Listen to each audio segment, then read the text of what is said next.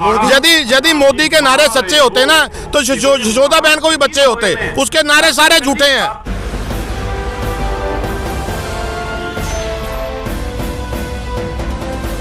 Sir, आप इन राष्ट्रीय चैनलों पर, मीडिया पर इतना आक्रामक क्यों हो रहे हैं सर? देखिए, जो हिंदी चैनल, नेशनल चैनल है, वो पूरी सच्चाई नहीं दिखा रहे। वो सब मोदी की ही बात कर रहे हैं सब, तभी तो उसे गोदी मीडिया कहते हैं हम।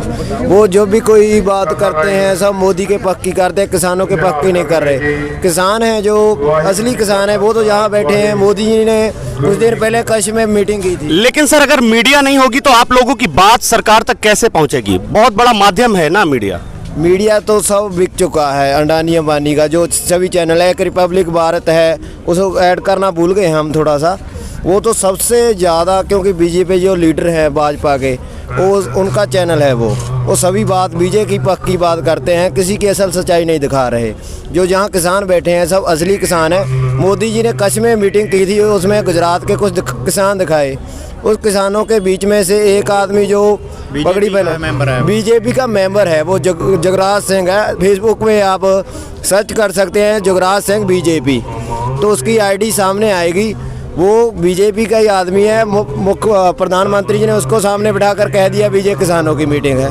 अपने ही आदमी बिठाकर किसानों की मीटिंग बता रहे हैं। मोदी को किसानों के साथ मन की बात करनी चाहिए, अपने मन की बात तो वो सब। आज किसानों से वार्ता करी है प्रधानमंत्री ने, 6 राज्यों के किसानों से चर्चा करी है। क्या लगा, आप लोग इससे संतुष्ट नहीं हैं? नहीं, हम तो नहीं संतुष्ट हैं। किसान तो यहाँ पर बैठे हैं। किन किसानों से मोदी जी बात कर रहे हैं? गुजरात में जा रहे हैं, वहाँ भी आपको अभी नाम बताया। सरकार का कहना है काफी ऐसे भी संगठन हैं जो उनके साथ आ चुके हैं। उनको लगता है कृषि सुधार कानूनों से उनका अब लाभ हो रहा है। वो तो आपने देख ही लिया होगा, सबकी आइडिया निकल आती हैं फेसबुक पर। वो बीजेपी के ही वो बंदे होते हैं, किसान नहीं होते हैं। किसान तो यहाँ पर बैठे हैं। ये कैसे तय होगा कि आप किसान हैं या वो किसान है? हम किसान हैं, चलो हम अपने गाँव ले चलते हैं। हमारे बाप दादा खेती करते हैं, हम खेती करते हैं। हमारे साथ वो जो किसान लेकर आए प्रधानमंत्री जी वहाँ, उन किसानों को हमारे साथ, अब सर्दी की रुत है, हम आलू की खेती करते हैं। हमारे साथ सुबह 4 बजे चलना, उनको कहना भी आए हुए ठंड में 2 घंटे हमारे साथ काट कर दिखा देना। 2 घंटे, सिर्फ 2 घंटे ही बस।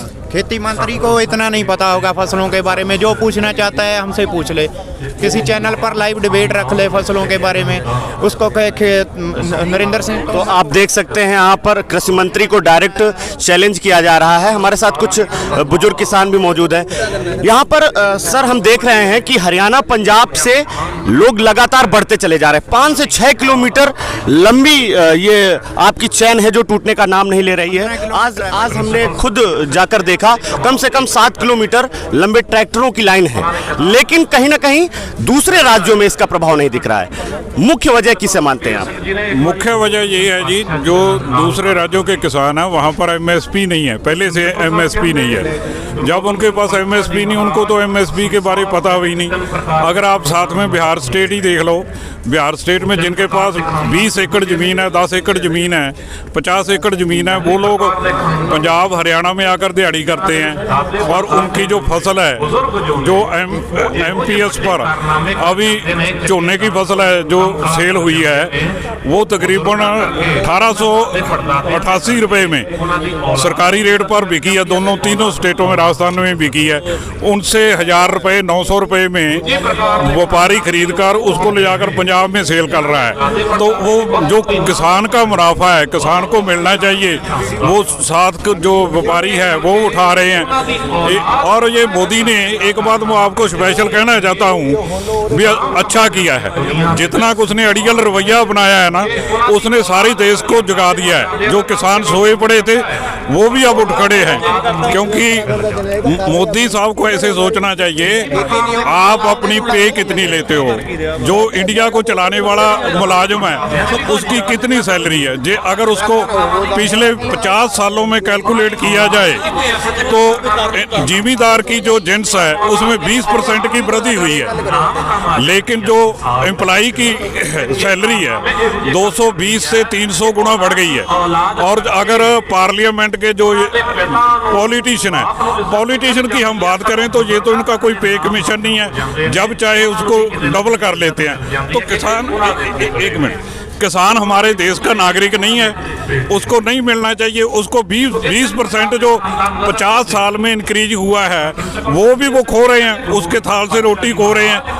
तो इनको पता नहीं कैसे बैठे हैं गद्दी पर, इनको समझ ही नहीं आती भी क्या पब्लिक है, पब्लिक की तकलीफ क्या।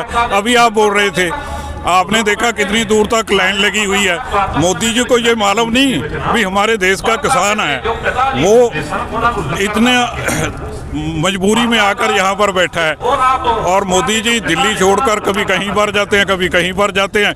किसान की बात सुनने के लिए उनके पास समय नहीं। लेकिन पुरानी जो मांगे रखी हैं, पहले कई दौर की बैठक हो चुकी है किसानों के साथ, उसमें सरकार ने कहीं ना कहीं एमएसपी पर लिखित आश्वासन देने के लिए कहा है। तो क्या लिखित आश्वासन मिलने के बाद उसके बाद मंडियां बाहर के लिए खोल दी जाएंगी? इन सब चीजों को लेकर आप लोगों को सहमति नहीं बन पा रही है, बीच का रास्ता बनाने की कोशिश सरकार कर रही है। आप बताइए, जो ये कानून है, जो 90% हमारे जो किसान आंदोलन चला रहे लीडरशिप है, 90% उसमें गलतियां निकाल दी हैं, जिसको सरकार भी मान चुकी है।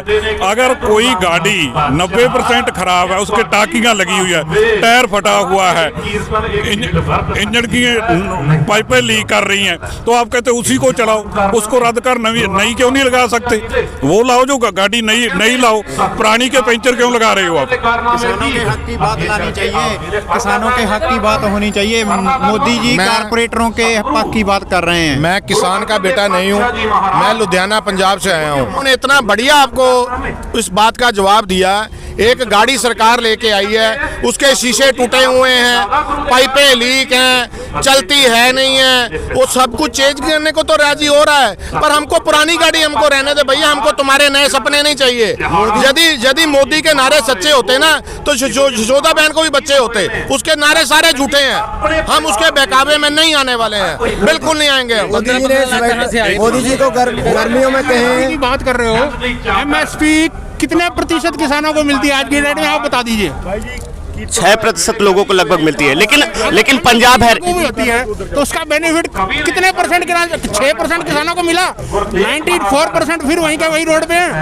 नहीं, अभी हम ये कह रहे हैं कि किसानों को अगर ये आश्वासन मिले कि एमएसपी से नीचे की खरीद कानूनी अपराध होगा, वो कारपोरेट करे या फिर सरकारी एजेंसियां करें। सर एक बात, आपकी बात सारी ठीक है, हम एक बात कहते हैं, वो हर दूसरे दिन नई चिट्ठी भेज देते हैं। चिट्ठी में कुछ नहीं है, चिट्ठी में वही बातें घुमाई जा रही हैं, चिट्ठी में वही बातें घुमाई जा रही हैं। हम ये कहते हैं 1-on-1 स्टेज के ऊपर आकर सामने की बहस कर लें, उनके पॉइंट वो रख दें, हमारे पॉइंट हम रख देंगे।